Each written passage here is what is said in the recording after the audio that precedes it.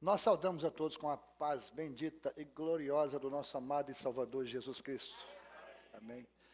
Mais uma vez uma alegria para nós estarmos aqui junto com os irmãos para este congresso, onde já temos aprendido muito sobre a palavra do Senhor. E nós amamos a palavra do Senhor. E esse amor tem nos feito deixarmos tudo para estar aos pés daquele que ama a nossa alma. Bem-aventurado, bendito é aquele que tem prazer na lei do Senhor. E na sua lei medita dia e noite. Meditar é ruminar. É uma bênção para nós ruminarmos a palavra do Senhor. Vamos estar de pé para fazermos a leitura da palavra do Senhor, registrada nesta manhã para nós no livro de Juízes, capítulo 6. Nós vamos ler um pouquinho mais de versículos. Juízes, capítulo 6.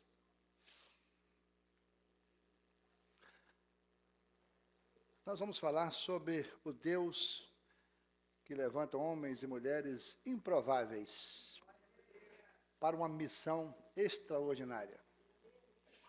Porque esse Deus, ele é extraordinário. Está projetado, mas vamos ler na palavra, né? Verso 1. Nós vamos saltando, tá?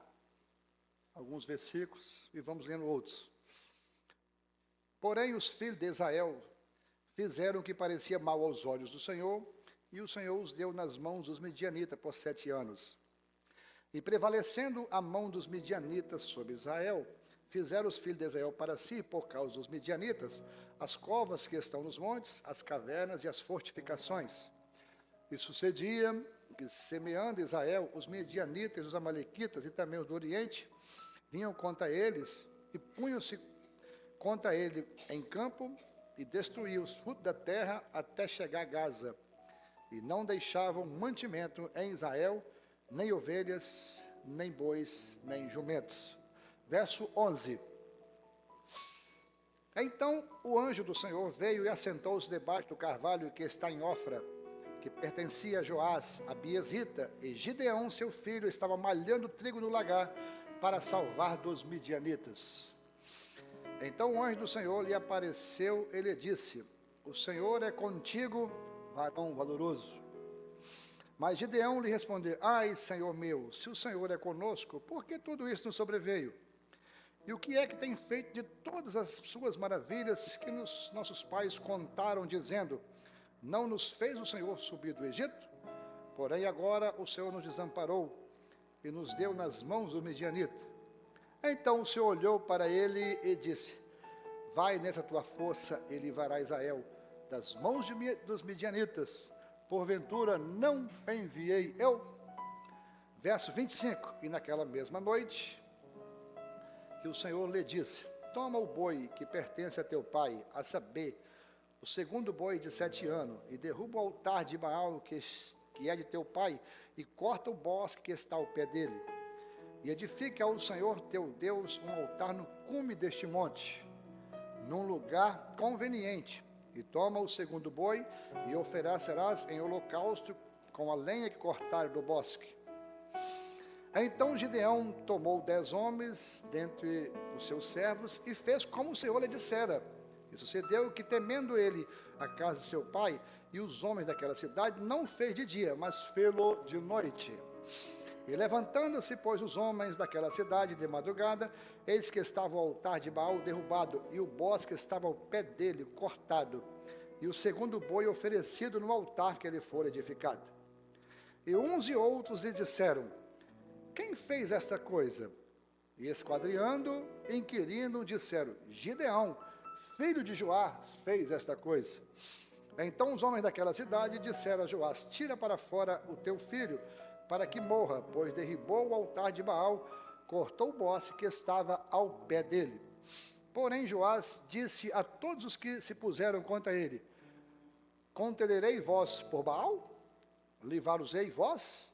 Qualquer que por ele contender, ainda esta manhã será morto. Se é Deus, por si mesmo contenda, pois derrubaram o seu altar.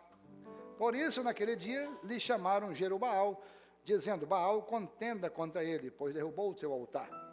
E todos os medianitas e amalequitas e os filhos do Oriente se juntaram e passaram e acamparam no vale de Jezreel.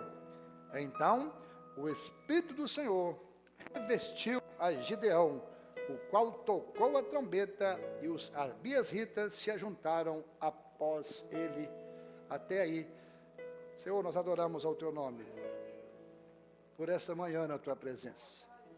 Como é bom, Senhor, estarmos aos teus pés. Como é bom cantarmos louvores ao Deus Altíssimo. Para todas as manhãs anunciar a tua benignidade, todas as noites a tua fidelidade. Louvamos ao teu nome pelos teus feitos, por aquilo que o Senhor é. Um Deus maravilhoso, conselheiro, Deus forte, Pai da eternidade, Príncipe da paz, Rei dos reis, Senhor dos senhores. O Deus forte e poderoso, o Deus que peleja por nós, o Deus que segura nas nossas mãos e nos faz sempre mais do que vencedores. Adoramos, Senhor, por esta vitória de estarmos mais uma manhã na tua presença. As tuas misericórdias que continuamente têm se estendido sobre a nossa vida. Adoramos pelos louvores que entoamos e agora por esse tesouro, essa fonte inesgotável que está nas nossas mãos, que é a tua palavra.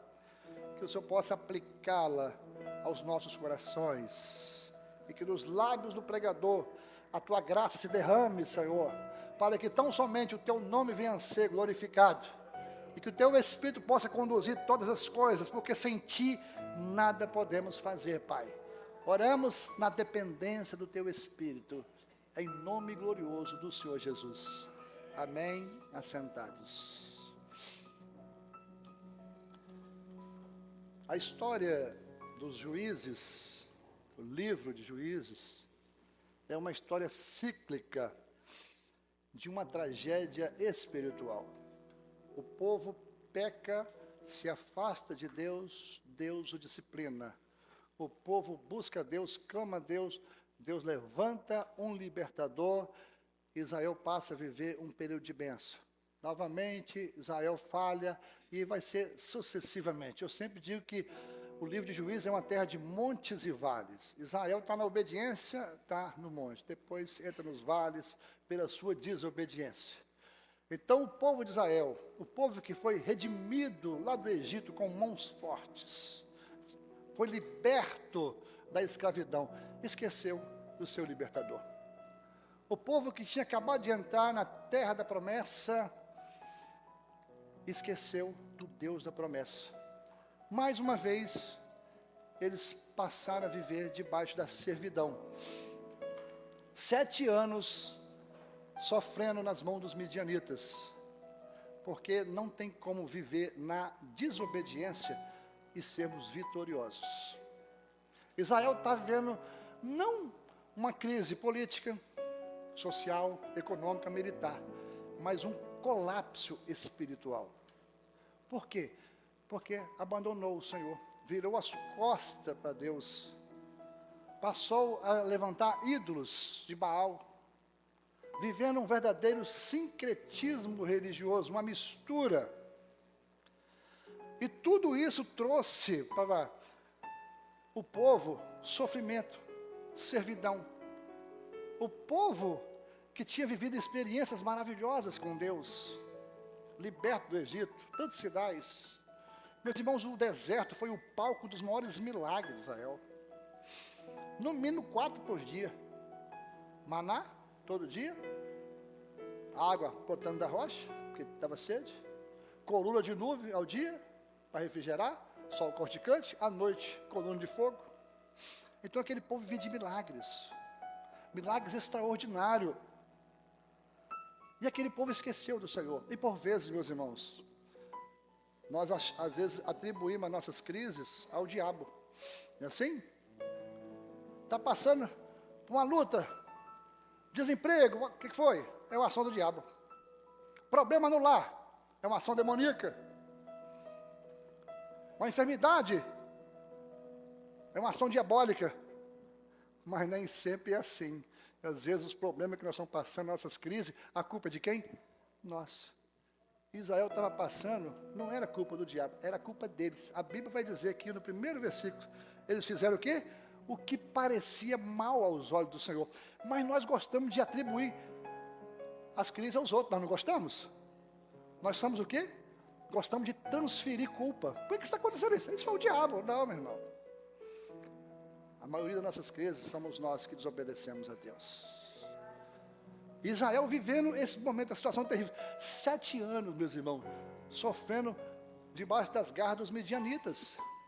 E o que eles fizeram? Fizeram cova nos montes, iriam para as cavernas e as suas fortificações e se acovardaram. E muitos têm feito isso nesta hora. No momento de crise, eles se acovardam. Meus irmãos, eles serviam ao Deus de Israel, ao Deus Todo-Poderoso. O Deus que havia aberto o Mar Vermelho. A Deus que enviou 10, a gente fala praga era para o Egito, mas para Israel era as maravilhas de Deus. Era sinal do poder de Deus. Todos os dias vivendo milagre, agora escravizado. E o pior, uma coisa é ser escravizado no Egito. A gente estava sendo escravizado dentro da própria terra de Canaã, da terra da promessa. E nós já aprendemos mais algo aqui. Uma coisa é nós sermos escravos lá no Egito, lá no mundo. E quantos crentes estão vivendo debaixo de uma servidão dentro das igrejas? Por quê? Porque deixa de buscar Deus. Vira as costas para Deus. E quantos estão vivendo como estava ali, ó. Israel empobreceu muito. Não foi pouco, não. Quantos crentes, meus irmãos, mendigo espiritual dentro da igreja, porque não buscam mais a Deus, não oram mais, não jejuam mais, não tem tempo de ler Bíblia. As pessoas deixaram as coisas do Senhor. Mas não foi para isso que Deus nos chamou, meu irmão. Deus chamou Israel para ser modelo para as demais nações. E Deus nos chamou para isso, para testemunhar para esse mundo de trevas que está aí. Por isso que nós somos luz, fomos chamados para ser luz e sal da terra. Você foi chamado para ser vencedor, meu irmão. Deus não nos chamou para vivermos acovardados, não. Porque a nossa força não está em nós, a nossa força vem do Deus Todo-Poderoso. É aquilo que Josafá falou: Senhor, nós não temos força diante dessa grande multidão, mas os nossos olhos estão postos em Ti. Mas Israel esqueceu do Senhor. Semeando, fica imaginando todos os anos semeando, 7 anos semeando. Será que os inimigos vão vir? Será que eles vão destruir o fruto da terra novamente? Como é que vai ser esse ano? Essa era a situação. 7 anos de escravidão. Meus irmãos, e é interessante que diante de todo aquele quadro, porque não tinha mais fruto da terra, nem ovelhas, nem bois, nem jumentos, nem camelos, porque eles faziam, eles plantavam, mas não tinha resultado. Eles semeavam, mas o inimigo vinha e destruía o fruto da terra. Havia trabalho? Havia, mas não havia resultado. Eles se esforçavam, mas a frustração era constante. E queridos, talvez possa estar falando aqui para muitas pessoas que estão fazendo isso hoje. Às vezes estão, e olha lá, nós como pastores estamos vendo isso. Às vezes você semeia, mas você não vê resultado. Às vezes você se esforça, você emprega, mas você não colhe nada. Às vezes você ora, parece que o céu está em silêncio. Mas tem uma boa notícia. A boa notícia é que Deus não esqueceu daquele povo. E Deus não se esqueceu de nós também. Pode uma mãe esquecer do seu filho que gerou? Se ela esquecer, todavia eu, o Senhor, jamais esquecerei de ti, meu irmão. Então essa manhã é uma manhã de renovo. É uma manhã de uma boa notícia. Nós temos um Deus que está ao nosso lado, que não se esquece de nós, que segura nas nossas mãos e caminha conosco. Nós não estamos sozinhos. E às vezes, meus irmãos, nós passamos por um momento de dificuldade. E tem crentes que têm certas particularidades que não condiz com a palavra. Você sabe qual é? Quando as coisas vão bem, eles esquecem de Deus. E se vocês estão com a Bíblia aberta, e precisamos deixar a Bíblia aberta. Você precisa conferir. Nós temos que ser o quê? Bereanos. O que eram os bereanos? Daqueles que conferiam aquilo que Paulo pregava. Eles foram tidos como os mais nobres. Por quê? Porque Paulo pregava e ele conferia se aquilo era de Deus. Hoje nós não estamos mais vivendo aquele momento que você não pode questionar pastor, não. Deve questionar. Só não podemos questionar a palavra, mas nós precisamos ser questionados.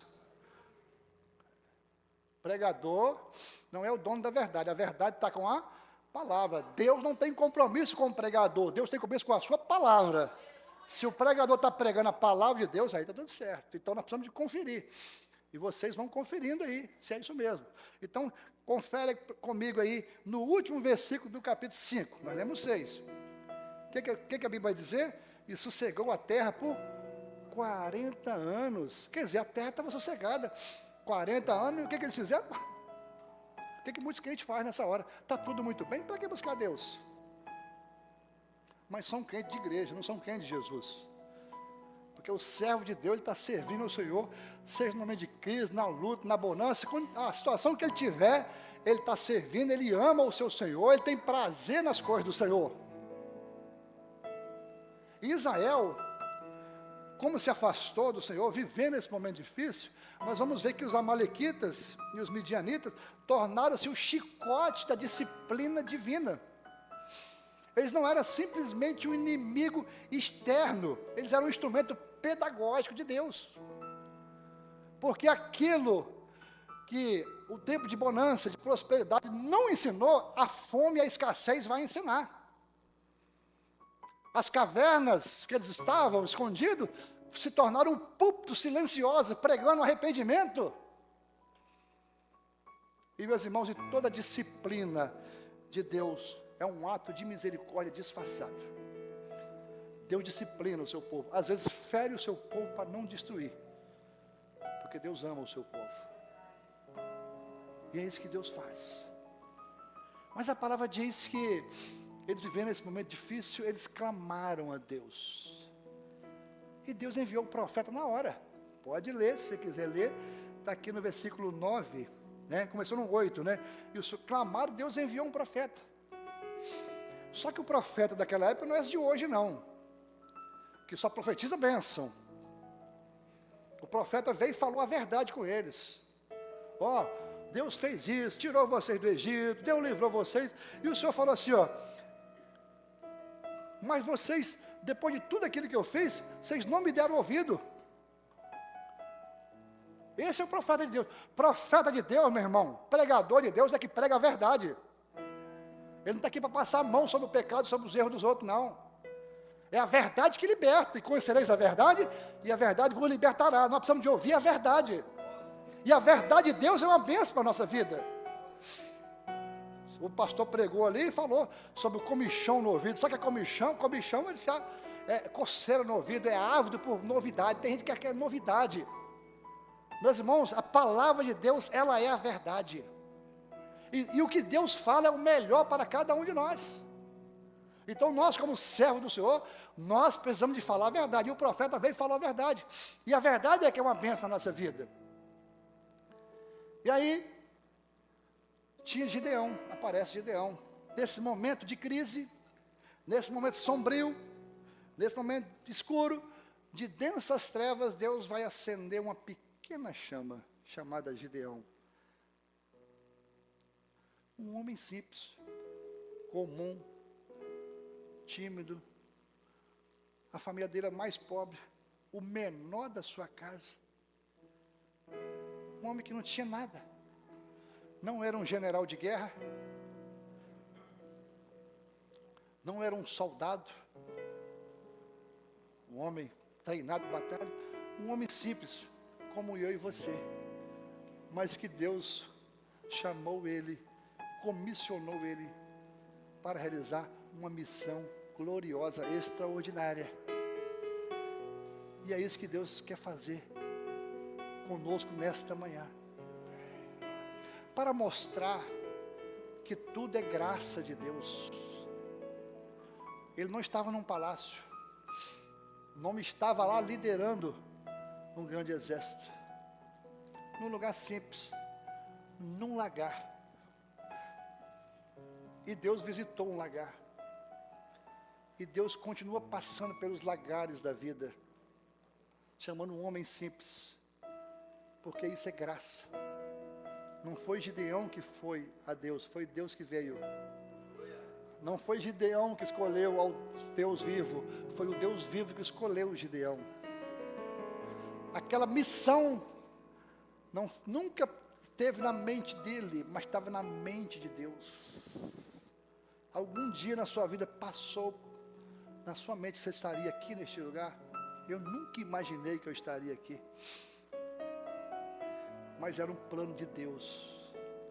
Porque Deus não chama os capacitados, mas Ele capacita os que chamam. Deus não chama os fortes, mas Ele fortalece aqueles que são chamados. Deus não chama os preparados, mas Ele prepara todos aqueles que Ele chama. E Gideão vai ser esse homem preparado por Deus. E Deus é aquele que nos prepara, meu irmão.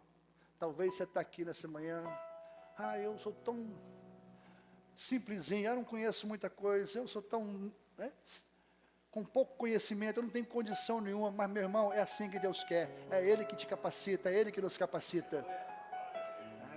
É o que nós precisamos, meu irmão, não é de homens capacitados. O que vai fazer você vencer a guerra não é a sua capacidade, é a presença de Deus. Varão valoroso, eu sou contigo. Esse é o segredo da vitória. A nossa vitória não está na força do nosso braço, mas num Deus que está conosco todos os dias. Foi isso que o Senhor falou. E essa voz poderosa, assim, o Gideão, meu irmão, estava ali malhando o trigo dele no lagar, porque ele não se conformou, tá? Ele viu que o inimigo estava roubando o trigo, falou, o meu não vai. Ele tirou lá da eira, aquele chão de terra batida, onde eles trilhavam ali o trigo, e levou lá para o lagar, é onde se pisava as uvas para ter o vinho. Os inimigos jamais imaginavam que ia estar lá. Mas ele tomou essa decisão. Ele não se acovardou, ele não se acomodou. E Deus, quando olha essa posição dele, e ele vê lá naquela situação, vou levantar esse homem, vou capacitar esse homem para que ele possa ser uma bênção, para que ele possa livrar Israel das mãos do midianita. Agora, você já ouviu Deus falar, o Senhor é contigo, varão valoroso, não já? Mas você ouviu Deus falar, o Senhor é contigo, varão preguiçoso? Então não cabe a nós sermos varão preguiçoso. Já viu falar? O Senhor é contigo, mulher preguiçosa. Não, meu irmão. Então nós temos que sair do nosso comodismo. Então essa manhã é um despertamento para a nossa vida, para cada um de nós. E Gideão, quando ouve, ele diz assim, Senhor, pode conferir no 13. E Gideão respondeu, Senhor, se o Senhor é conosco, aí ele falou uma coisa muito boa. Olha que o Senhor falou assim, o Senhor é contigo, ele estava sozinho. Mas ele diz assim, se o Senhor é conosco, se fôssemos nós, Senhor, se o Senhor é comigo, não era assim? Se o Senhor é comigo mesmo, ele falou conosco, sabe por quê? Que a mente do homem de Deus, quando ele tem um chamado para Deus, ele não tem mais uma mente individual, a mente dele é coletiva, é nós agora. Nós fazemos parte de um corpo. Só que agora ele vai falar algo que vai trazer uma reflexão maravilhosa para nós também, porque é bom para a gente aprender. Se o Senhor é conosco mesmo, por que não sobrevive isso? O que é feito das maravilhas que nossos pais contaram? Senhor, lá no Egito, tantas experiências, e o Senhor nos desamparou? O que o Senhor fez? Olha o versículo 14. O Senhor olhou para ele, vai nessa tua força, Gideão. Você vai livrar Israel da mão dos midianitas. Já te enviei eu. Meus irmãos, Deus já tinha enviado Gideão. Gideão está preocupado com o passado. Por que nós estamos assim? Por que isso aconteceu comigo? Quantas pessoas estão assim hoje? Hein? Não tira o pé porque está preocupado. Eu sofri demais. Da onde eu venho? Eu estou muito ferido. Eu estou muito machucado. Eu preciso ser cuidado. Meu irmão, o Senhor já te enviou, meu irmão. Deus não é Deus de justificativa. Deus é Deus de missão. Às vezes eu estou preocupado com justificativa. Às vezes você está querendo muita explicação. Deus não deu explicação. Deus deu para ele uma direção. É isso que Deus quer fazer com cada um de nós. Às vezes nós não temos todas as respostas. E nem precisa disso. O que nós precisamos é da presença de Deus. Deus já tinha enviado ele, meu irmão. Ele está preocupado. Eu já te enviei. Para com esse mimimi, irmão. Eu sofri muito. Meu irmão, o seu sofrimento deu te forjando para a guerra. Você não entendeu isso? Vamos lembrar aqui de José. José, quando ele foi guindado da governador do Egito, você imagina se José, quando o faraó fala assim, José, você é o homem certinho, não tem sabedoria igual homem igual você, é você. Se José ficasse, não, faraó, o seu faraó, o senhor não repara não, mas eu não quero não. Sofri demais, vocês me botaram na prisão, olha o tempo que eu fiquei preso. Eu não toquei na mulher de faraó, inventaram aquela mentira toda, eu não tive culpa nenhuma, meus irmãos me venderam, eu estou aqui numa situação difícil, preso, sem dever nada, só vai me desculpar, mas José tocou nisso? Não, meu irmão. Se José ficasse olhando para o passado, ele não seria quem ele foi. Pelo contrário, quando o primeiro filho dele nasceu, chamou Manassés, sabe o que ele fez? Deus me fez esquecer de todo o meu trabalho e toda a casa do meu pai. O segundo filho, Efraim, Deus me fez prosperar na terra da aflição. Na terra da aflição é que você vai prosperar, que Deus vai te abençoar, meu irmão. E quando ele chega diante dos irmãos dele, que ele se revela para os irmãos dele, que os irmãos dele ficam com medo, preocupados, agora nós estamos mortos. Deus é governador e nós fizemos o que fizemos. O que ele falou? Meus irmãos, não se preocupa, meus queridos. Não foi vocês que me mandou para cá, não. Foi o Deus de Israel, para conservar a vossa vida, meu irmão. E sabe o que José fez? Deu a melhor terra do Egito para os seus irmãos. E não mandou eles ir para longe, não. Ele falou assim, eu quero vocês perto de mim. O homem estava com o coração liberto.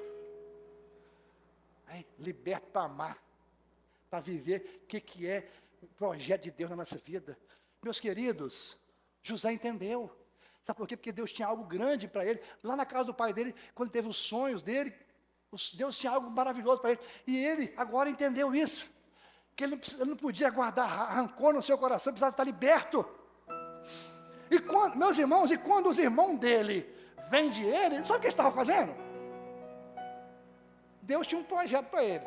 Lógico que os irmãos não sabiam disso. Mas o que ele estava fazendo? Deus tinha um projeto para ele. O homem ia ser governador do Egito. Se ele ficasse na casa do papai, sendo paparicado ali, recebendo túnica maravilhosa, o filhinho querido, ele ia ser alguma coisa? Não. Quando os irmãos dele vêm, sabe o que os irmãos estavam fazendo? Empurrando ele para o trono. Você tem que ir para o Egito, José, é lá que você vai ser governador. Lógico que ele não sabia, estou conjecturando. Então, meus irmãos, a luta que você passou, aonde foi, Deus estava te forjando, porque Deus tem algo grande para você. E se você ficar olhando para as coisas pequenas, você não alcança as coisas grandes. Jeremias diz assim, invoca-me que eu te responderei, anunciar-te-ei coisas grandes e firmes, que não sabe. Deus tem coisa grande, e você fica preocupado com mimimi, com coisa pequena. Deus tem coisas superiores, você está preocupado com coisas inferiores. Deus tem coisas eternas, você está preocupado com coisa passageira.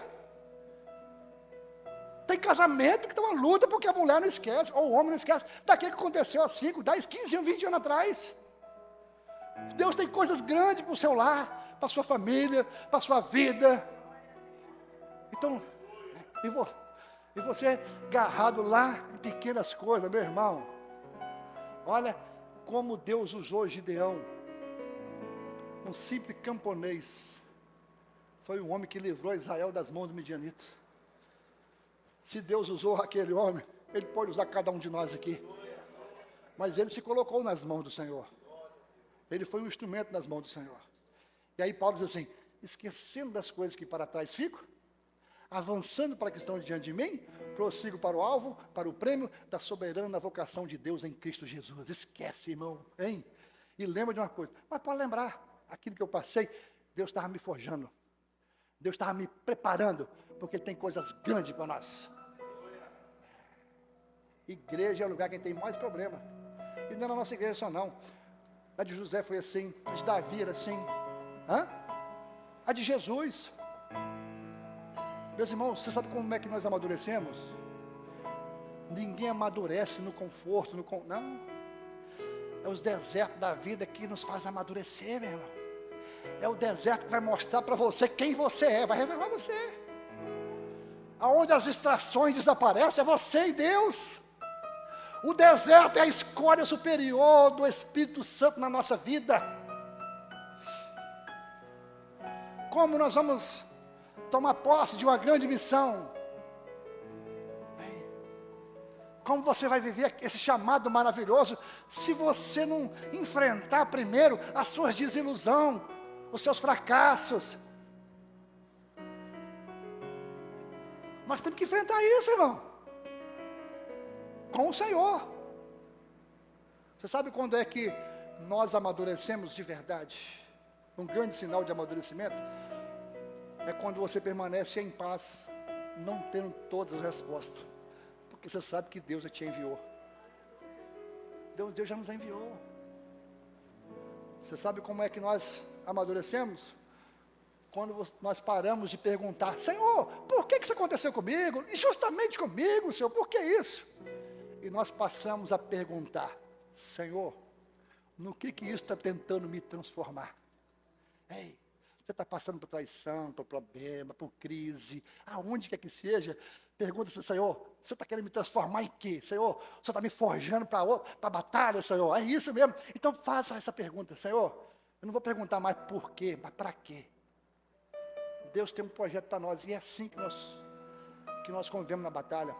A igreja de Jesus tinha um apóstolo que negou ele, tinha um apóstolo que não creu nele, teve um que traiu ele, e ele falou que ele era o quê? E era ladrão, não era? Judas paralisou Jesus? Paralisou?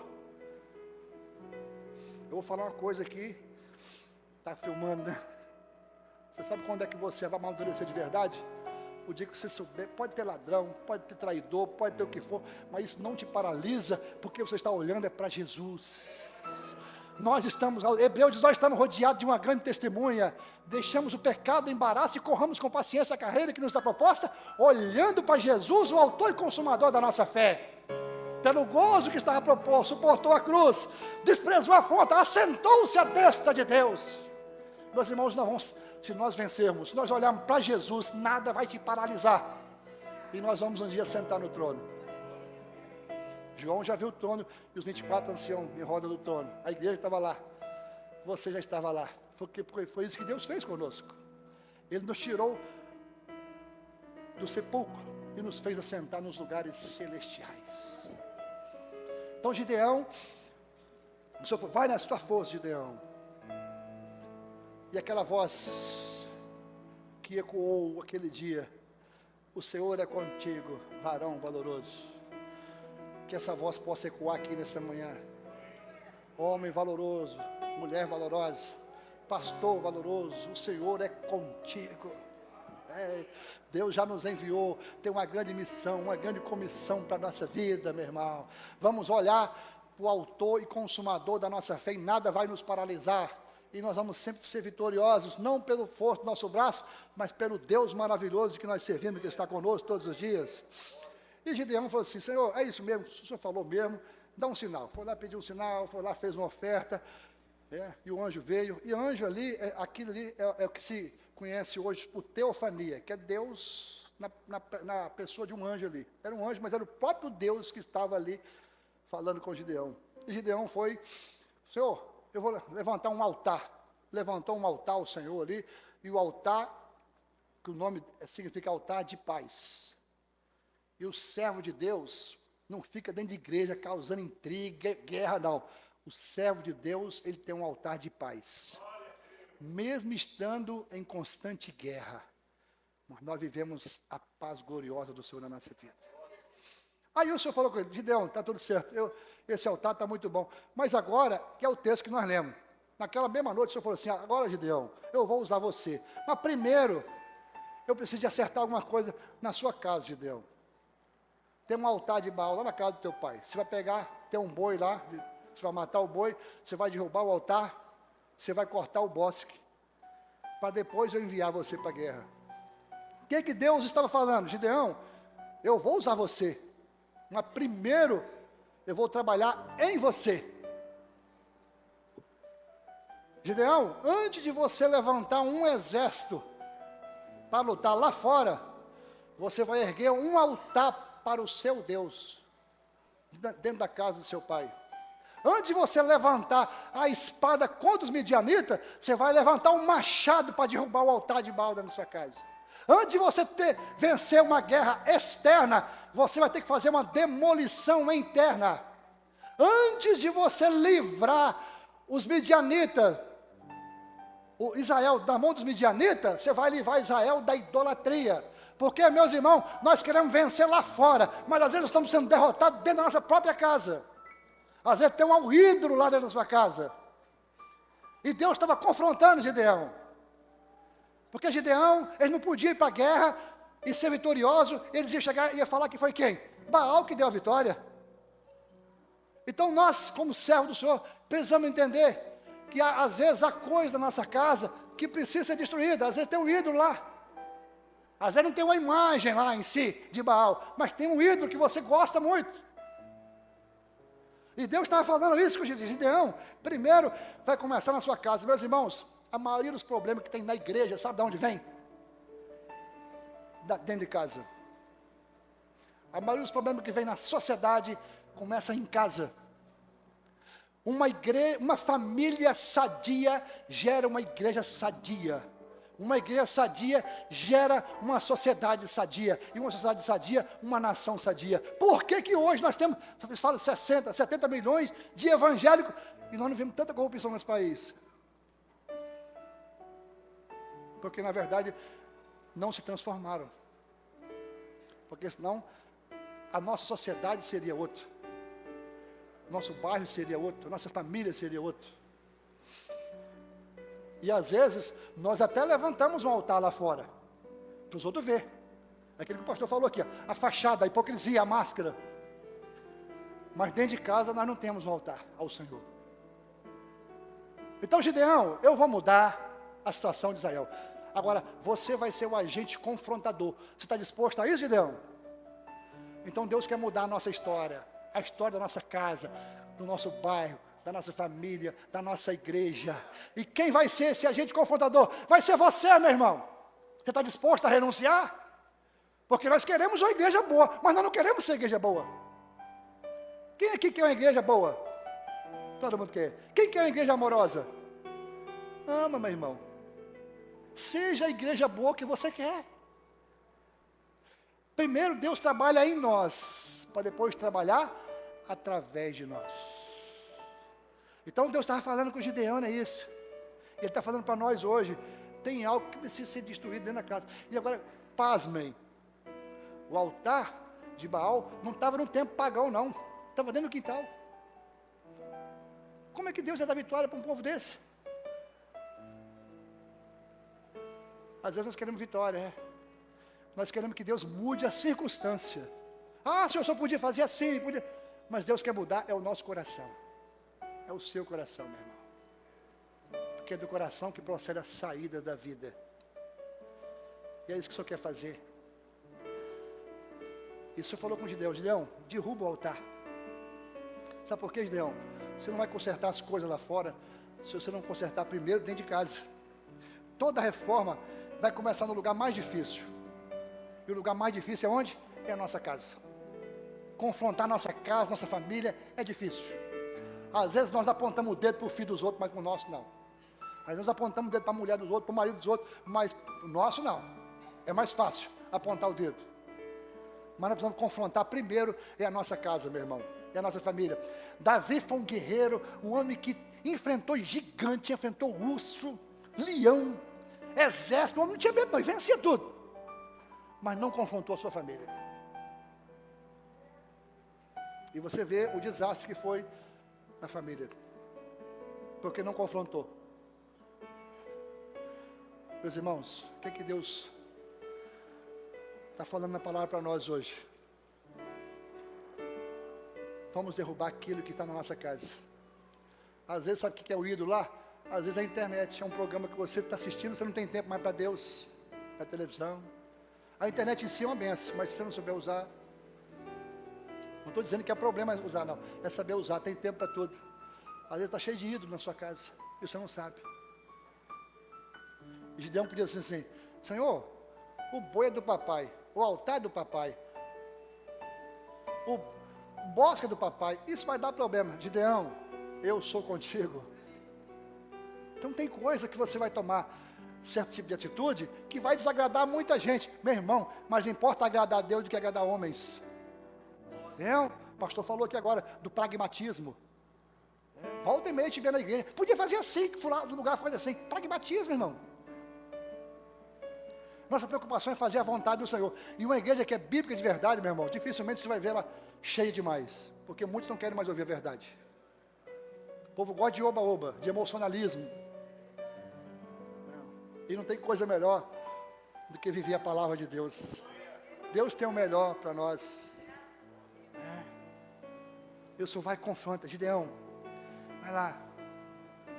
Porque através da sua atitude, Gideão, eu vou mudar a história de uma nação. Meus irmãos, Deus pode mudar. Às vezes nós falamos assim, pastor, agora quero mudar, eu vou converter a minha família. Não, meu irmão, Deus quer converter a você. Você é o único que não é convertido lá. Eu vou pregar para um bairro aqui agora. É bom pregar, mas prega primeiro para você, irmão. Não é isso? Com um mau testemunho, uma vida desregrada, e quer pregar para os outros. Não, irmão, vamos mudar nossa vida. Não é errado pregar, não. Para a família está certo. Mas primeiro vamos mudar nossa vida. Nosso testemunho fala mais alto. Há um ditado que diz que as palavras convencem, mas os exemplos arrastam. Né? E Deus já fez tudo. Ele já derramou do seu Espírito, nos deu poder para testemunhar. Já derramou do seu Espírito. E às vezes nós queremos avivamento. Nós queremos uma igreja avivada. Mas, meu irmão, começa por você. Pastor, eu quero que essa igreja vai ser avivada aqui, pastor. Mas eu quero primeiro começar comigo. Vai começar na minha casa. É assim. É fácil começar na igreja dos outros. Um dia, eu estava conversando com um irmão na igreja lá. A igreja não está boa, a igreja não sei o quê. A minha esposa, né? Que voz da sabedoria. Ela falou assim no final, né? Meu irmão, você está reclamando, o que você está fazendo para a igreja melhorar? É fácil criticar, irmão. Cadê o compromisso? É os altares. Então hoje, talvez, a pergunta que nós vamos fazer aqui, não é quantos midianitas Gideão ia derrubar lá fora, mas quantos altares ele precisa derrubar dentro de casa primeiro. Sabe por quê? Porque depois que derrubar o altar, nós vamos ver aqui, a vitória lá fora foi só uma questão de tempo. E é isso que Deus quer fazer com cada um de nós. E ele foi e fez, chamou os homens da cidade, foi lá, o Senhor mandou, vou fazer. Mas eu te pergunto, ele teve medo? Teve.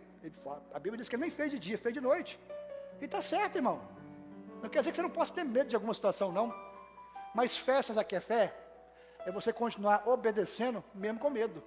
Isso é fé. E a vitória de Gideão foi a vitória da fé, a obediência na fé. Porque a fé não é a ausência de temor, é você continuar obedecendo mesmo com temor. E ele foi lá e derrubou o altar. Fez como o Senhor falou. Aqui deu um problema. Porque quando o altar caiu, meu irmão, a cidade se alvoroçou, se levantou. Reuniram ali os homens da cidade. E foram diante de Gideão, o pai dele, pesquisaram, escutaram lá e descobriram que foi Gideão. Seu filho tem que morrer, porque ele derrubou o altar. O que o pai dele falou? Ninguém toca nele, porque se Baal é Deus mesmo, para que nós temos que defender o Deus? Meus irmãos, derrubar o altar, aquela atitude dele, pregou um sermão mais de que 1000 palavras, só o ato de derrubar o altar dele. O pai dele já começou a entender. Olha a ação nossa, o que é? Agora, Gideão teve que ir contra o pai dele, contra a religião naquela época ali deles, e contra os homens da cidade, meu irmão. E foi mesmo. Então, às vezes, você vai confrontar muita gente, mas se você está servindo a Deus, meu irmão, glorifica o Senhor, porque Ele está contigo. Já te enviei já te enviei, você já foi enviado, meu irmão. E quando ele fez isso, o que aconteceu? O altar caiu, o céu se move. O Espírito do Senhor revestiu Gideão. Às vezes nós queremos ser cheios do Espírito, mas com desobediência, com ídolo, não tem jeito, irmão. O Espírito encheu Gideão, e ele tocou a buzina, e o povo agora veio diante dele. Se nós estivermos cheios do Espírito, cheios da graça de Deus, você vai falar, e Deus vai honrar a sua fala, porque você vai falar aquilo que é do Espírito Santo, não é aquilo que é de você. Foi para isso que Deus nos chamou, Deus nos escolheu. A Bíblia diz que aquele que nos chamou, também os predestinou para ser conforme a imagem do seu Filho. Meus irmãos, você foi chamado, escolhido para ser a imagem de Jesus Cristo. Às vezes a gente vê irmãos brigando, se gladiando, quem vai ser melhor, quem vai pregar a melhor mensagem aqui no congresso. Meu irmão, nós não estamos aqui para ser melhor do que as pessoas, não viva de comparação, nós estamos aqui para ser melhor do que nós mesmos. Hoje nós temos que ser melhor do que ontem, amanhã nós vamos ser melhor do que hoje. Então, em vez de confrontar, ficar se comparando com as pessoas, compare com você. Assim, ó, eu hoje preciso melhorar, aquilo que eu falei ontem, eu não vou falar hoje, que eu quero melhorar a minha vida, porque eu quero parecer com Cristo. Todos nós fomos chamados para ser cópia original de Cristo, não é aquela cópia falsificada, não, é a cópia original.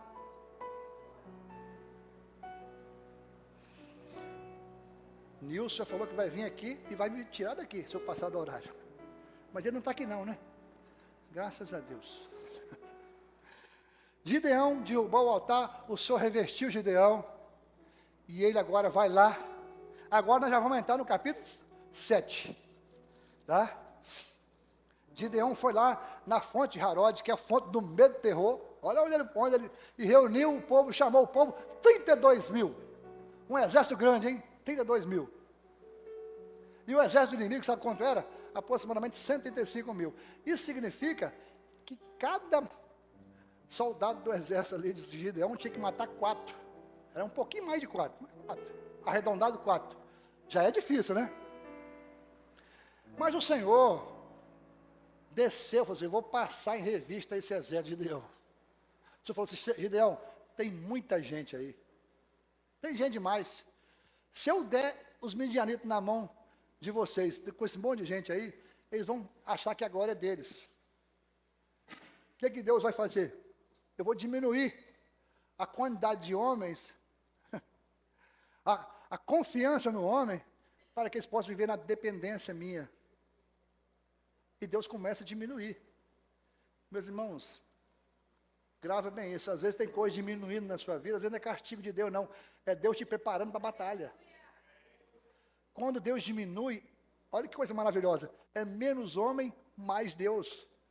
É menos de você e mais de Deus. Esse é o segredo da vitória.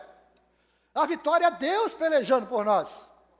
E o Senhor falou assim, ó, chama lá. E Deus que fez, tá? Covarde e medroso, você chama e manda embora. Foi quanto embora? 22 mil. Por quê? Meus irmãos, tem pessoas que pensam que o resultado da bênção de igreja, o resultado da vitória, o que vai nos fortalecer é a nossa performance, é a quantidade de pessoas. Não é a quantidade de pessoas, não, meu irmão. É a presença. É a presença de Deus na nossa vida. A gente está preocupado com a grande estrutura, né? Se alguém falou comigo, rapaz, fulano falou que só deixou uma estrutura tão grande para começar do zero. Meu irmão, não estão preocupados com a estrutura, não estão preocupados em servir a Deus. É a presença de Deus na nossa vida. É isso que nós queremos. Medroso e covarde, meu irmão, só serve para desanimar as pessoas. Você chama um povo aqui, irmão, vamos fazer uma distribuição de convite aqui, hoje, à tarde. Ah, pastor, está muito quente. Ah, aí vai daqui para cá, não vão não, pastor, está muito quente. E vamos fazer à noite, então. Ih, pastor, essa época está muito frio. Aí vai arrumando desculpa. O covarde, o medroso, ele tira os outros. Então não é quantidade, é qualidade. E a Bíblia já falava, quando você for para a guerra, medroso e covarde, está lá em Deuteronômio 28, 20, versículo 8. Os covardes e medrosos não vão, sabe por quê? Porque eles podem fazer derreter o coração do povo. Lembra quando Israel mandou os espias na terra? 10 falaram, não, a terra é boa, mas tem gigante, nós éramos como gafanhoto, pequenininho pé deles. Mas 2 falaram assim, se o Senhor se agradar de nós, Ele vai nos colocar na terra. E você sabe o que aqueles homens fizeram, aqueles 10? A palavra fala que eles derreteram o coração do povo, o povo queria voltar. Levantamos o capitão, vamos voltar para o Egito, tem jeito não, meu irmão.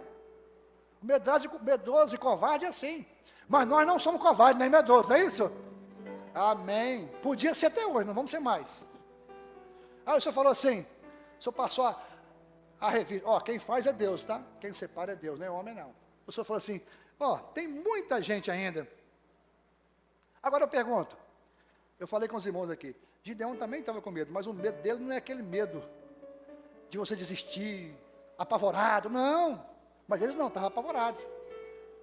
O senhor falou assim, agora, tem muita gente ainda, Gideão. Eu falei, Senhor, misericórdia, já tinha 32, só tem 10 agora. Tem muito ainda, Gideão. Você vai levar eles para descer as águas, e aquele que meter a cara na água e lamber como lambe o cão, você se tira para fora, você para. E aquele que levar a mão na boca, esse é o que está pronto para a batalha. Meus irmãos, todos desceram, todos beberam água, todos saciaram a sede, mas só 3 ficou. Então na primeira, tinha que matar, cada um tinha que matar 4. Quando cai para 10 mil, cada um tinha que matar no mínimo 13, já ficou mais difícil. Agora, meu irmão, se já era difícil, agora praticamente impossível. Cada um tinha que, 300, cada um tinha que matar 450 soldados do exército inimigo. E Deus faz isso mesmo. Menos homens, mais Deus. Porque a vitória não está na mão do homem, está nas mãos do Deus poderoso. Do Deus que peleja. Do Deus que segura nas nossas mãos. Do Deus que caminha conosco. Do Deus que vai sempre fazer a igreja dele, não só vencedora, mas mais do que vencedora, hiper vencedora. E o nome dele vai ser glorificado.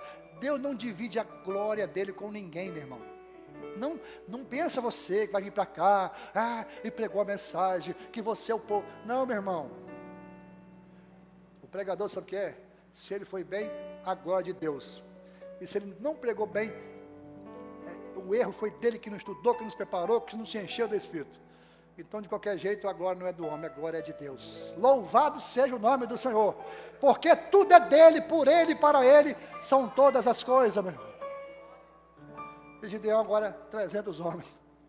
E você pensa que Gideão não estava com medinho ainda? Estava ainda. O senhor foi lá, com esses 300 você vai vencer. Gideão, chama o seu moço por lá, eu vou levar você lá no arraial dos midianitas. Ele levou ele lá. Isso aqui já começa agora lá para o verso 10. Se ainda temes em descer, chama o seu moço e vai lá. Ele foi com o moço dele. Chegou lá e ele parou perto lá e começou a ouvir 2 sentinelas conversando. Ele falou assim, e um sentinela falou assim, eu tive uns sonhos à noite. Sonhei que tinha um pão que rodeava o arraial. E esse pão vinha e destruía todo o arraial aqui dos midianitas. Esse contou o sonho. E o outro, intérprete de sonho, que é a benção, falou assim, já sei o que é isso. Isso é a espada de Gideão. Quando Gideão ouviu aquilo, chamou o moço, vamos embora. Deus já nos deu a vitória. Deus já nos deu os midianitas nas nossas mãos. Meus irmãos, gravem isso. Deus não constrói vitória primeiro lá fora. Primeiro Ele constrói a vitória dentro de nós, para depois construir a vitória lá fora. Você tem que ter essa fé, essa convicção dentro de você. Você não pode falar daquilo que você não vive.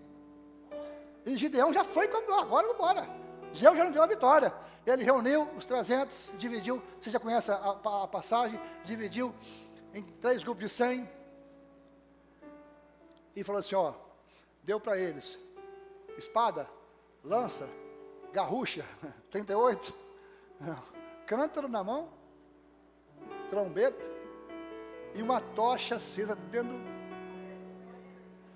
As armas não eram militares, as armas eram divinas, porque a vitória não estava nas armas, a vitória estava na obediência ao Deus de Israel. fazer tudo conforme Deus orientou. Às vezes você está olhando para uma grande batalha, você olha, Senhor, e não tem como vencer. E não vence mesmo não, meu irmão. Ó, e não fala mais isso. Ah, Deus não dá uma prova que nós não podemos vencer. Deus não dá tentação. Não é prova não, prova Ele dá. Quem aqui que já passou por prova e fala assim, Senhor, se o Senhor não agiu, não tem como vencer? Acho que todos nós, né? Paulo fala que ele passou uma prova, uma perseguição, uma luta tão grande que até da vida nós desesperamos, ele fala. Para nós já tinha centenas de mortes, mas o Deus Todo-Poderoso me livrou e vai continuar me livrando. É Deus que nos livra. Agora, tentação não. Tentação é só tentação humana. Ah, eu caí. Não, você caiu, você foi tentado. Quem caiu foi você. O diabo tenta, mas ele não tem poder sobre você. Porque nós somos de Jesus, meu irmão.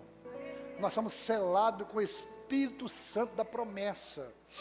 Esse dia alguém falou, pastor, fico preocupado, será que se vier uma perseguição, eu tenho medo, será que eu vou resistir? Meu irmão, você tá selado com o Espírito Santo?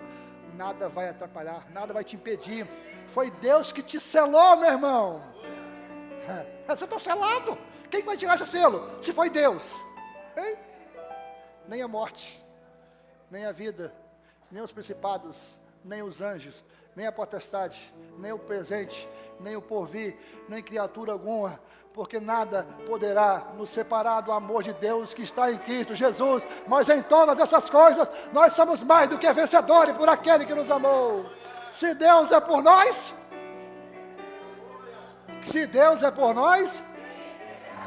então nós não temos o que temer, meu irmão. Aquele que nem mesmo poupou o seu único filho, antes os entregou por nós, como não nos dará todas as demais coisas? Ele não poupou Jesus, meu irmão. Ele não vai poupar os seus servos. E Gideão foi com essas armas, porque eles não estavam confiados na força do braço deles, mas no Senhor dos Exércitos. E Gideão falou algo interessante, ó, nós vamos, já está encerrando, né? Eu marquei, tá começando agora, vou encerrar. Gideão falou assim, irmãos, quando eu gritar espada do Senhor e espada de Gideão, todos vocês vão gritar. Primeira espada de quem? Eu não confio em nenhum pregador, nenhum crente que levanta a espada da denominação dele, a espada do pastor dele, a espada dele. Eu confio no servo de Deus, num líder que levanta a espada do Senhor. A glória do Senhor, não é do homem não, meu irmão. Tem muita gente levantando a espada do homem, não, meu irmão. Não tem homem poderoso. Tem aqui um homem, um Deus poderoso, que usa o homem, usa a nossa vida. E ele fala, Jesus vai dizer isso em João 15, da videira, sem mim nada podereis fazer, mas se Ele for conosco, nós podemos tudo naquele que nos fortalece. E eles foram pelejar. Quando gritou, quebraram o canto, a tocha acesa na mão, e eles gritaram, espada do Senhor. E eu pergunto, tinha espada na mão de Gideão e na mão deles? Não tinha, irmão. Mas a espada do Senhor estava lá. Não tinha espada. Nós não temos condição, mas nós temos um Deus que peleja por nós. E Deus pelejou. A Bíblia diz que eles não botaram a mão em nada. O exército começou a se matar, levantar a espada um contra o outro. E Deus proporcionou uma grande vitória. Porque a vitória é nossa no poder glorioso do nosso Deus, o Deus que peleja por nós. Meus irmãos, fechando aqui, Deus levanta homens simples, mulheres simples, para realizar algo extraordinário. Deus continua passando, visitando os lagares da vida, e que essa manhã isso aqui seja um lagar, onde Deus possa despertar cada um de nós, como despertou Gideão, para realizar uma grande missão, para realizar um grande projeto, daquilo que o Senhor tem para a nossa vida. E se lembra, a peleja não é nossa, mas ela é do nosso Deus. Louvado seja o nome do Senhor. Quem vai vir aqui? Vamos cantar um louvor?